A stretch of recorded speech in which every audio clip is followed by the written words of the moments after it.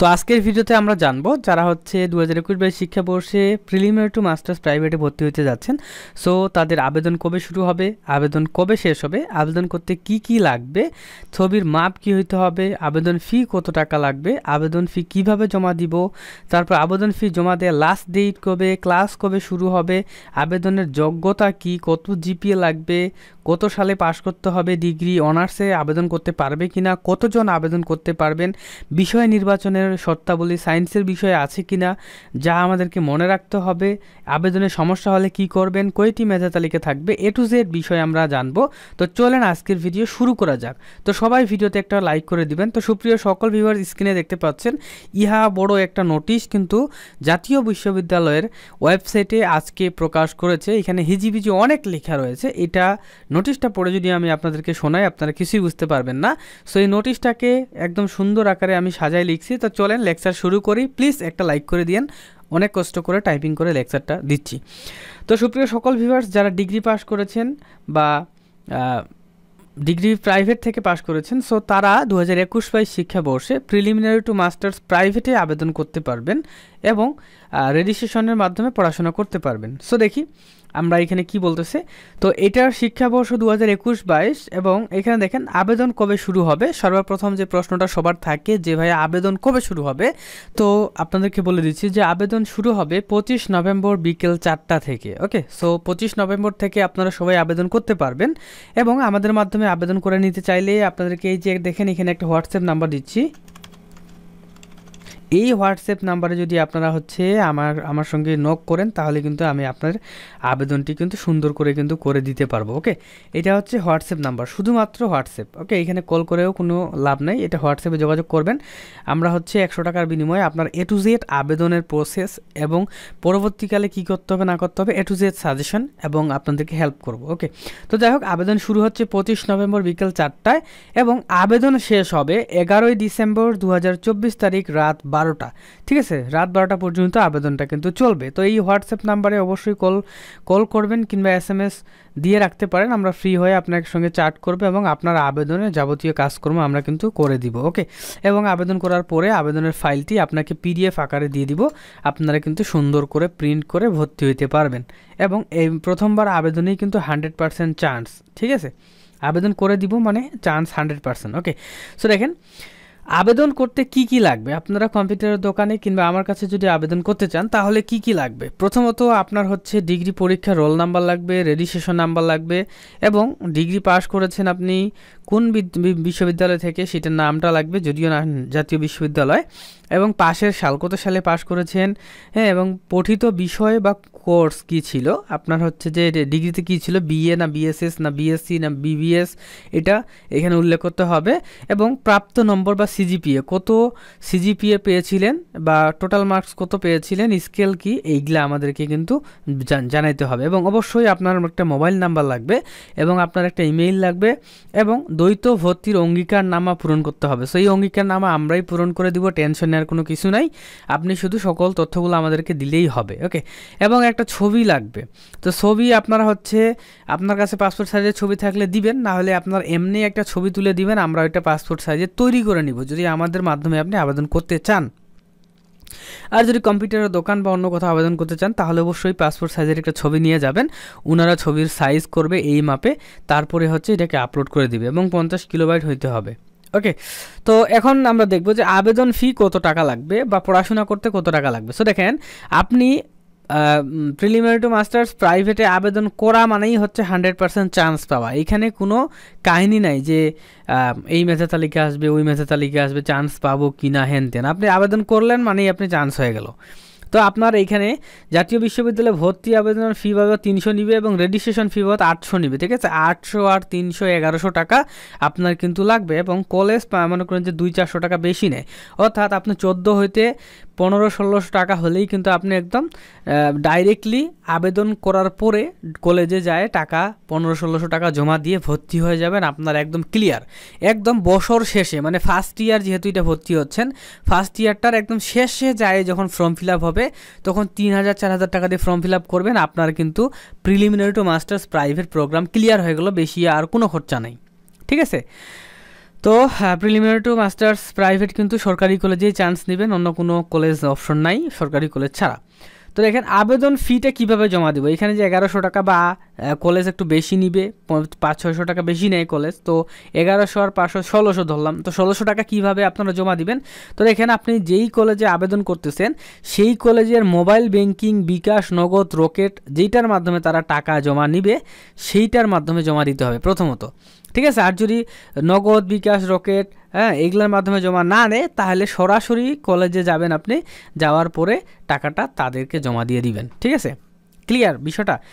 আপনি কলেজে মেইন কথা হচ্ছে আবেদন করার পর আবেদনের কাগজটা নিয়ে কলেজে যাবেন, যাওয়ার পর কলেজে নোটিশ দেখবেন যে তারা নিজে জমা নিচ্ছে না কম্পিউটারের মাধ্যমে, মোবাইল ব্যাংকিংয়ের মাধ্যমে নিচ্ছে, যেটার মাধ্যমে নিবে আমাদেরকে সেইটার মাধ্যমে জমা দিতে হবে। এখন দেখেন আবেদন ফি জমা দেওয়ার লাস্ট ডেট কবে, দেখেন আপনি তো আবেদনটা করলেন, করার পরে এখন আপনি ভাবতেছেন যে ভর্তি হইতে যাব, কবে যাব, লাস্ট ডেট কবে। সো লাস্ট ডেট দেখেন আপনি আবেদন করে ফেলেন, করার পরে আপনি 12ই ডিসেম্বর 2024 তারিখের মধ্যেই কিন্তু আপনাকে কিন্তু টাকা জমা দিয়ে ভর্তি হইতে হবে, আবেদন ফি জমা দিয়ে, এটাই হচ্ছে লাস্ট ডেট। এখন ক্লাস কবে শুরু হবে অনেকে প্রশ্ন করতে পারেন। আসলে দেখেন প্রিলিমিনারি টু মাস্টার্স প্রাইভেটের কোনো প্রকার ক্লাস হয় না, সো এখানে ক্লাস শুরু হওয়ার কোনো কথাই নেই, ওকে।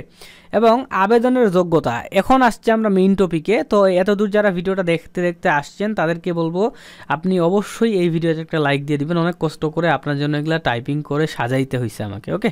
সো দেখেন যোগ্যতা কি কি লাগবে, আসলে কি কি হইলেই আপনি আবেদন করতে পারবেন। দেখেন জাতীয় বিশ্ববিদ্যালয়ের অধীনে হইতে হবে, অন্য কোনো বিশ্ববিদ্যালয় হইলে হবে না, এটা এখানে ডাইরেক্ট বলেই দিছে।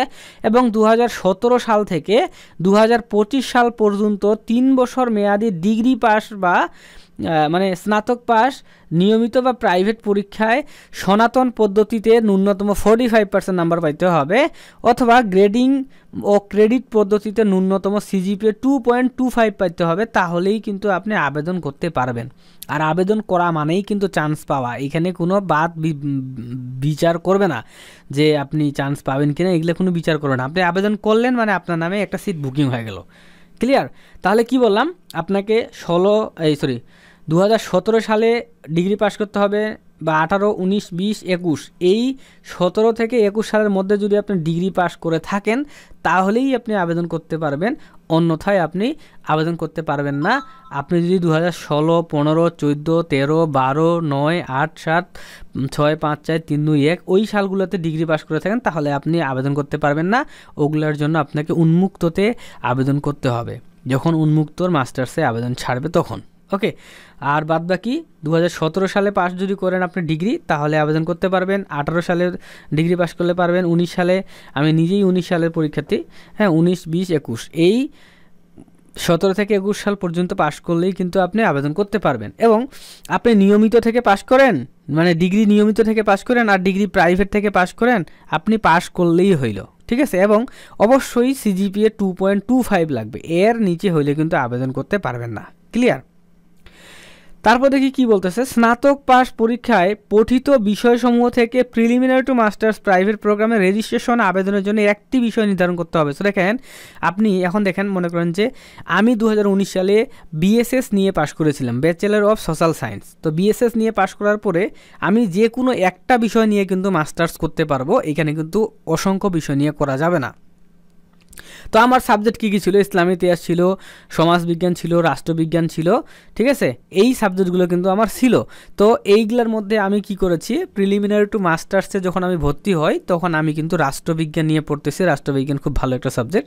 তো এরকম হয় আমি সমাজবিজ্ঞান নিয়ে আবেদন করতে পারবো, না রাষ্ট্রবিজ্ঞান নিয়ে, না ইসলামী ইতিহাস নিয়ে। সো আপনি কোন ডিপার্টমেন্টে ছিলেন, বিএ না বিএসএস না বিবিএস, তো ওই ডিপার্টমেন্টের যে কোনো একটা সাবজেক্ট নিয়ে আপনি পড়তে পারবেন। তবে বাংলা বা ইংরেজি এই সাবজেক্টগুলো নিয়ে যদি আপনি পড়তে চান তাহলে আপনাকে কিন্তু ওগুলাতে আলাদাভাবে 40% নাম্বার পাইতে হবে, তাহলে আবেদন করতে পারবেন। তবে আবেদন মনে হয় করতে নাও পারতে পারেন, ওকে, ঠিক আছে। সো যেই 3টা মেজর সাবজেক্ট, যে মনে করেন যে সমাজবিজ্ঞান, রাষ্ট্রবিজ্ঞান, ইসলামী ইতিহাস, বা যারা বিবিএস থেকে হিসাব বিজ্ঞান, মার্কেটিং, অর্থনীতি, এরকম সাবজেক্টগুলো থেকে যে কোনো একটা আবেদন করতে পারবেন এবং ওইটাই চান্স। ক্লিয়ার? জাতীয় বিশ্ববিদ্যালয় অধীনে 17 থেকে 21 সাল পর্যন্ত সার্টিফিকেট কোর্স পরীক্ষায় ন্যূনতম 45% নাম্বার বা 2.25 সিজিপিএ প্রাপ্ত শিক্ষার্থীরা প্রিলিমিনারি টু মাস্টার্স প্রাইভেট প্রোগ্রামে আবেদন করতে পারবে। মানে যারা সার্টিফিকেট কোর্সে অংশগ্রহণ করছে তারা, মানে যারা ডিগ্রি পাস করছে তারা পারবে, এবং যারা অনার্স করার পরে সার্টিফিকেট কোর্সটা পাস করেছে সো তারা আবেদন করতে পারবে। যারা অনার্স 4 বছরের করেছে তারা কিন্তু কোনোভাবেই প্রিলিমিনারি টু মাস্টার্সে আবেদন করতে পারবে না, এটা কিন্তু মাথা রাখবেন। এই যে এখানে বারবার করে বলে দিছে 4 বছর মেয়াদি স্নাতক সম্মান পরীক্ষায় ডিগ্রিপ্রাপ্ত শিক্ষার্থীরা প্রিলি টু মাস্টার্সে আবেদন করতে পারবেন না। তবে এ সকল শিক্ষার্থী সার্টিফিকেট কোর্স পরীক্ষায় অংশগ্রহণ করে থাকলে শর্ত পূরণ সাপেক্ষে প্রিলিমিনারি টু মাস্টার্স প্রাইভেট প্রোগ্রামে আবেদন করতে পারবে। অর্থাৎ যারা অনার্স পাস করে মানে অনার্সে ফেল করেছে, ফেল করার পরে তারা ডিগ্রি সার্টিফিকেট পেয়েছে, তো তারাও কিন্তু আবেদন করতে পারবে না। তবে তারা যদি হচ্ছে যে সার্টিফিকেট কোর্স পরীক্ষায় পাশ করে তাহলে কিন্তু তারা আবেদন করতে পারবে। বুঝছেন বিষয়টা? সার্টিফিকেট কোর্স পরীক্ষায় 1 বছর মেয়াদে ওইটা পাশ করলে তারা আবেদন করতে পারবে। তো যাই হোক, এখন আমরা দেখি যে প্রিলিমিনারি টু মাস্টার্স প্রাইভেট প্রোগ্রামের রেজিস্ট্রেশনের মেয়াদ কত হবে। এটা আমাদেরকে অবশ্যই জানতে হবে যে রেজিস্ট্রেশনের মেয়াদটা কত হবে। ওকে, তো দেখেন আপনি মনে করেন যে প্রিলিমিনারি টু মাস্টার্স প্রাইভেটে ভর্তি হবেন, ভর্তি হওয়ার পর বিরতিবিহীনভাবে 3 শিক্ষাবর্ষ আপনি কিন্তু মেয়াদ পাবেন। এই 3 শিক্ষাবর্ষের মধ্যেই আপনাকে পাশ করতে হবে। একটা সাবজেক্টে যদি আপনি ফেল করেন তাহলে কিন্তু প্রিলিমিনারি টু মাস্টার্স প্রাইভেটের মানে প্রিভিয়াস যে ভর্তি হচ্ছেন এইটাতে ডাইরেক্ট ফেল। ঠিক আছে, সকল বিষয়ে পাশ করতে হবে। ঠিক আছে, নাহলে কিন্তু হবে না। ফেল করলে আবার আপনাকে ওই পরীক্ষা দিয়ে পাশ করে তারপর আপনি মাস্টার্স ফাইনালে যাবেন, অন্যথায় যাবেন না। ফেল করলে ডাইরেক্ট ফেল। ওকে, এখন কতজন আবেদন করতে পারবেন? অনেকেই হয়তো ভাববেন যে হাজার হাজার শিক্ষার্থী ভর্তি হবে, আমরা চান্স পাবো কিনা। সো দেখেন, আপনি প্রত্যেকটা কলেজে বা প্রত্যেকটা বিষয়ে 1000টা করে সিট কিন্তু ফাঁকা থাকবে প্রতিটা বিষয়ে। দেখা যাচ্ছে সমাজবিজ্ঞানে যারা আবেদন করবে তাদের 1000টা সিট ফাঁকা থাকবে, রাষ্ট্রবিজ্ঞানে যারা আবেদন করবে তাদের 1000টা সিট ফাঁকা থাকবে, অর্থনীতিতে যারা আবেদন করবে 1000টা সিট ফাঁকা থাকবে, হিসাব বিজ্ঞানে যারা আবেদন করবে 1000টা সিট ফাঁকা থাকবে। মানে মেইন কথা হচ্ছে আপনি যেই কলেজে আবেদন করবেন সেই কলেজে প্রত্যেকটা সাবজেক্টে 1000টা করে সিট ফাঁকা থাকবে। সো চেষ্টা করবেন যেদিন আবেদন শুরু হবে তার পরের দিনেই আবেদন করে ফেলার। এখন দেখেন বিষয় নির্বাচন ও অন্যান্য শর্তাবলী, মানে কি কি বিষয় নিয়ে আপনারা আবেদন করতে পারবেন। সো দেখেন, বাংলা বা ইংরেজি, ইতিহাস, ইসলামী ইতিহাস, সংস্কৃতি, দর্শন, আরবি, ইসলামিক স্টাডিজ, সংস্কৃত, পালি, অর্থনীতি, সমাজবিজ্ঞান, রাষ্ট্রবিজ্ঞান, হিসাব বিজ্ঞান, ব্যবস্থাপনা, মার্কেটিং, ফিন্যান্স ও ব্যাংকিং, এই বিষয়গুলোতে কিন্তু আপনারা আবেদন করতে পারবেন।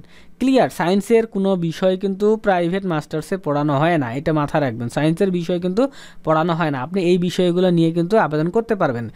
তবে অনেকেই ভাববেন যে আমরা বাংলা বা ইংরেজি নিয়ে আবেদন করব, তো সেই ক্ষেত্রে এইখানে কি লিখছে দেখেন, বাংলা ইংরেজি বিষয়ে আবেদনের ক্ষেত্রে স্নাতক পাস পর্যায়ে সনাতন পদ্ধতিতে উক্ত পঠিত বিষয়ে 400 নম্বরের মধ্যে ন্যূনতম 40% নম্বর অথবা গ্রেডিং ও ক্রেডিট পদ্ধতিতে 24 ক্রেডিটের মধ্যে ন্যূনতম জিপিএ 2.0 পেতে হবে, তাহলে আবেদন করতে পারবেন।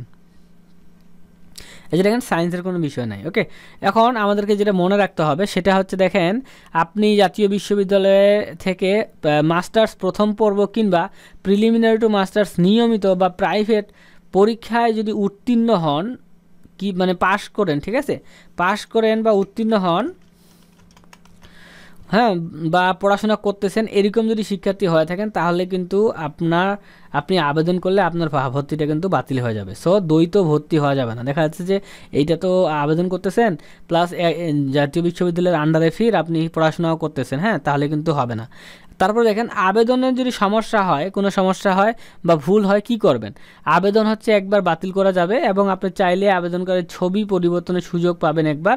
তো এটা একবারেই হবে। যদি একবারের বেশি বাতিল করেন তাহলে কিন্তু আপনার আবেদন আর পরে করতে পারবেন না, পরে আফসোস করবেন। সো দেখেন, ভালো করে আবেদন করবেন যেন ভুল না হয়। ক্লিয়ার? এখন কয়টি মেধা তালিকা থাকবে? সো দেখেন, বাংলা কথা হচ্ছে আপনারা প্রিলিমিনারি টু মাস্টার্স প্রাইভেটে আবেদন করলেন মানেই চান্স। এইখানে কোনো মেধা তালিকা বা কে চান্স পাইলো কে পাবে না এরকম কোনো অপশন নাই। আবেদন যে করবে সে চান্স পাবে, যে যত দ্রুত আবেদন করবে সে তত দ্রুত সিট বুকিং করতে পারবে। ক্লিয়ার?